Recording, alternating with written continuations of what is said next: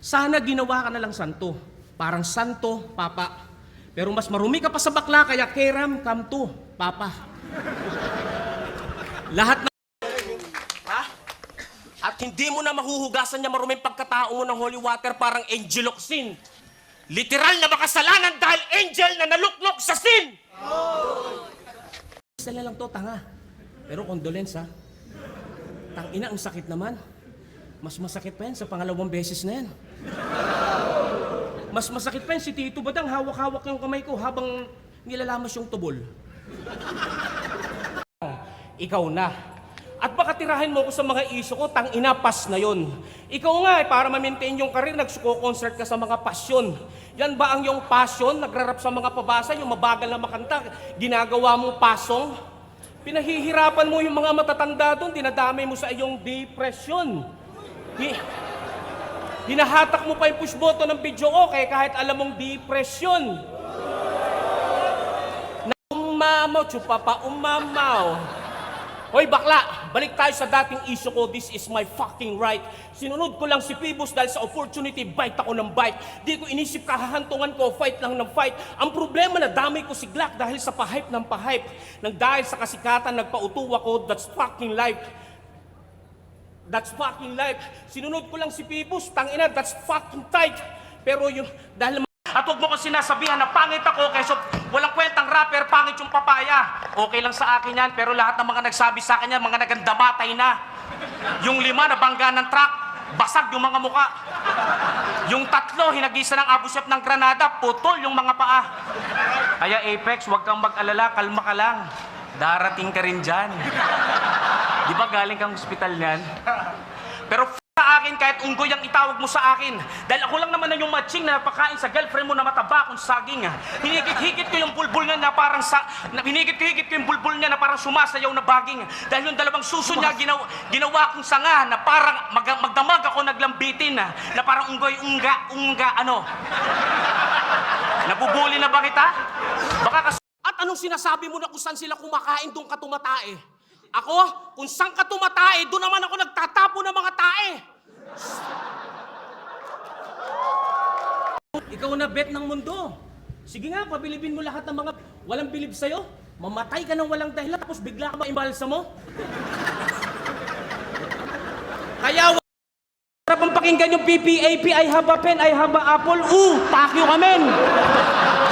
Tangina mo. Ito ang flow! Akin na pa, hinama-hina mga bakina nyo. Wala sa akin kayo, hamakan ninyo dahil hindi mo na malamang gagawin yung pag ako na ganyan na demonyo. Buwakan ng ina mo, kakainin ko yung tayo mo. Gago! Papakain mo tayo ko sa'yo, gago! Pag kinain ko yung tayo mo, idudura ako sa mukha mo! Freestyle yun! Kaya bilib na bilib ako sa girlfriend mo. Didila lang ng itlog ko, naglalagay pa ng lip gloss. Kaya pag nagkikita sila ng itlog ko, ang tawag ko doon, meatballs.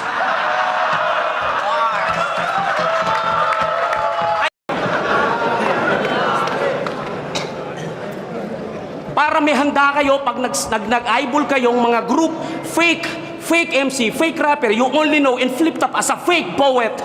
Kaya kayong mga walang alam sa kultura ng hip-hopan, halik sa akin poet, kiss my ass, halik sa akin poet, poet ang ina mo! Hindi mo babalik yung katinuan sa sarili mo kahit hindi pa bumabalik yung ROI mo. Matapang ka ba talaga? Tumingin ka sa akin, I too. Tapos pagdating dito, kukupaling ko lang kayo, tapos pabalang pa akong sumagot. Kasi nga wala kayong mga halaga sa akin, mga curse, squatting na walang nurse, mga kupal na purse na nagsasabi na wala akong followers, pero alam niya tungkol sa buhay ko dahil isa siyang sa tunay kong haters. Kaya sa pero yung, dahil mga battle ko na pending, kaya marami na inggit sa akin dahil kada laban ko trending, pero iba kasi turing sa akin ni Pibos yung the best thing. Lalo yung nag-testing, akong kumanta. I know kung tawagin R&B best thing. Kaya ito ang best scene. Sa blind decision, naging bigger fault ko. Nagalit ang lahat na trigger insulto. Pero kahit anong mangyari, naging mga bitter kayo no? Kaya kung galit kayo sa akin, suntukan tayo na malapiter kaya tano. Ano?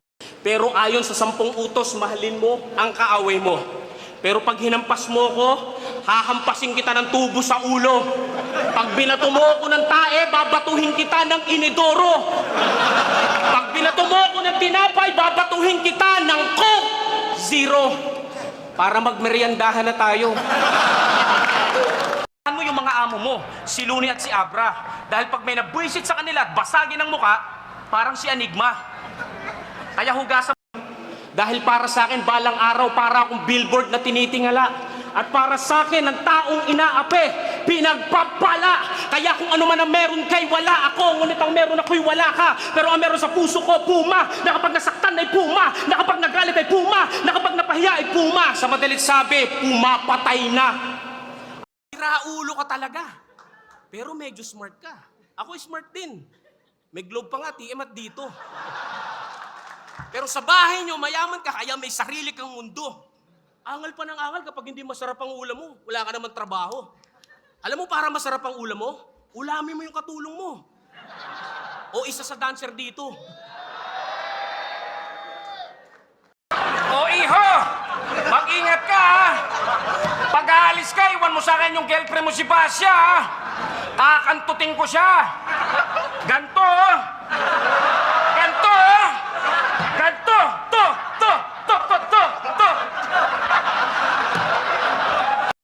Hindi lahat ng may kaso, may kasalanan, biktima lang din ako. Pero baka sabihin ninyo, nanalo lang ako sa kaso ko. At alam mo sa sarili mong kagaguhan na ginawa mo. Yun nga eh, hindi ko nga ginawa. Sana ginawa ko na lang. Para kahit nasira yung pangalan ko, at least, nag-enjoy pa ako.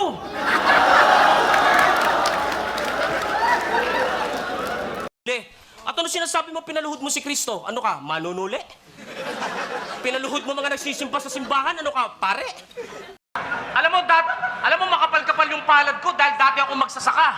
Baka pag sinampal-sampal kitang putang ina ka, makalimutan mong gago ka. Pareho kayo ni shit. Neto, yung talent mo parang soft drinks, nakakabusog lang pero hindi nakakatalino. Kaya pag hinigop ko yung utak mo, yung galing ko baka maging Coke sakto at tuloy niya na lang maging Coke Zero. Dahil bukod pa ba sa... Wala akong pakialam sa yung mga nararamdaman. Kung gutom lang yan, ikain mo na lang. Total, mahilig ka naman mag-food trip ng mga rapper, di ba men? Kaya try mo akong kainin, tignan natin kung di ka magkaroon ng LBM. Ako magpapahirap sa bituka mo. Yung tipong natutulog ka na, tatayo ka pa para itain mo ako.